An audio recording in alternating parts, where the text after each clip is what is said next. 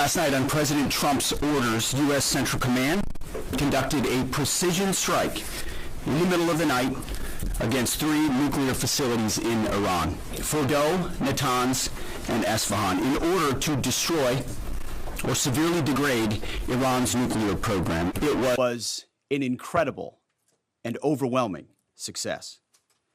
The order we received from our commander-in-chief was focused, it was powerful, and it was clear. We devastated the Iranian nuclear program. But it's worth noting the operation did not target Iranian troops or the Iranian people.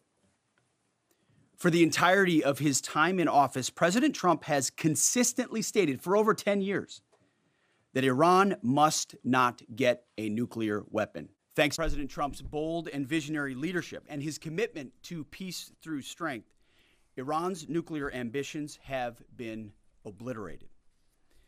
Many presidents have dreamed of delivering the final blow to Iran's nuclear program, and none could until President Trump.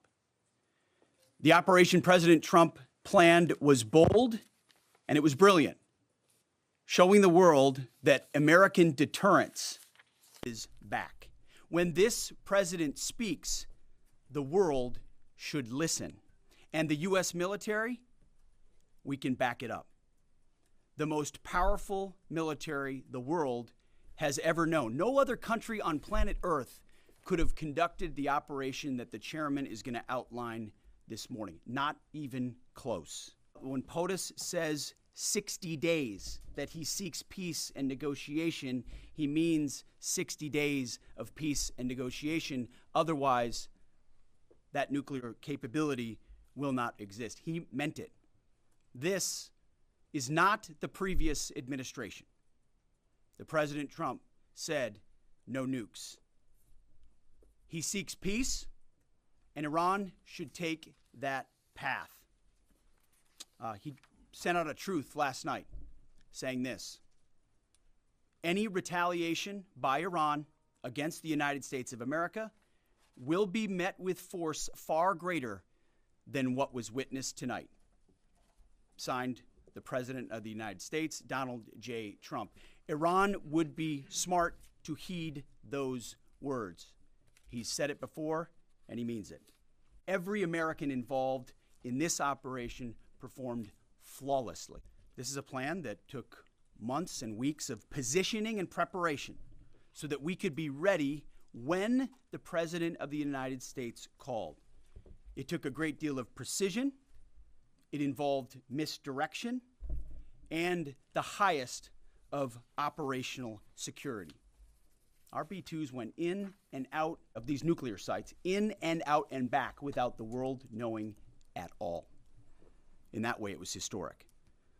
A strike that included the longest B-2 Spirit bomber mission since 2001 and the first operational employment of the MOP, a massive ordnance penetrator. As President Trump has stated, the United States does not seek war. But let me be clear. We will act swiftly and decisively when our people, our partners, or our interests are threatened. Iran should listen to the President of the United States and know that he means it, every word. I want to give congratulations to our Commander-in-Chief. It was an honor to watch him lead last night and throughout, and to our great American warriors on this successful operation. God bless our troops. God bless America. And we give glory to God for his providence and continue to ask for his protection.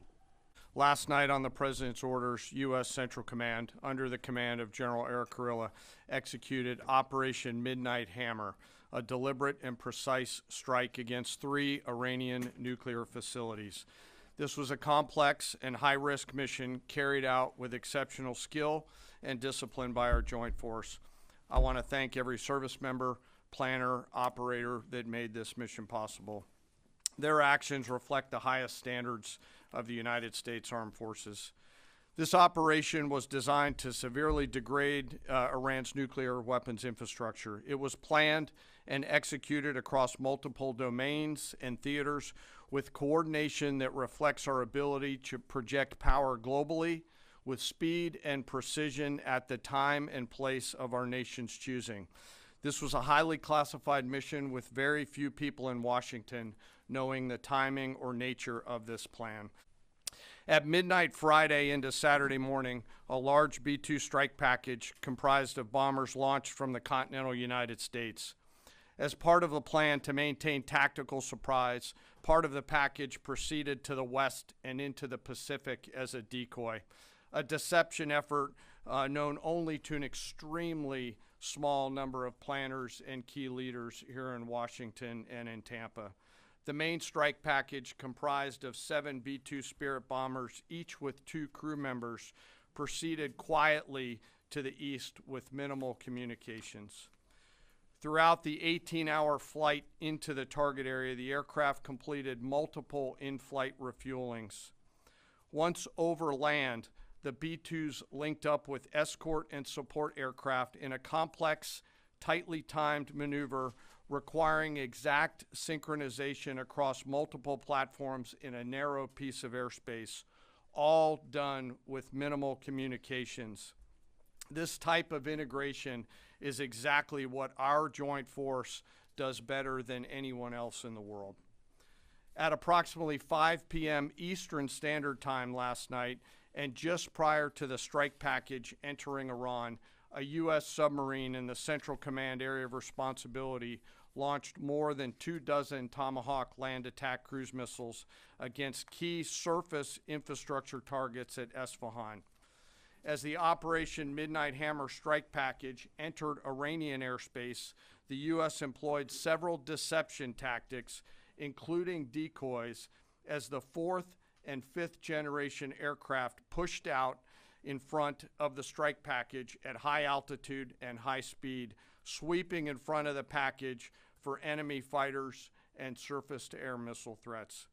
The strike package was supported by U.S. Strategic Command, U.S. Transportation Command, U.S. Cyber Command, U.S. Space Command, U.S. Space Force, and U.S. European Command. As the strike package approached Fordo and Natanz, the U.S. protection package employed high-speed suppression weapons to ensure safe passage of the strike package, with fighter assets employing preemptive suppressing fires against any potential Iranian surface-to-air threats. We are currently unaware of any shots fired at the U.S. strike package on the way in. At approximately 6:40 p.m. Eastern Standard Time, 2:10 a.m. Iran time, the lead B-2 dropped 2 GBU-57 massive Ordinance Penetrator weapons on the first of several aim points at Fordo. As the President stated last night, the remaining bombers then hit their targets as well, with a total of 14 MOPs dropped against 2 nuclear target areas.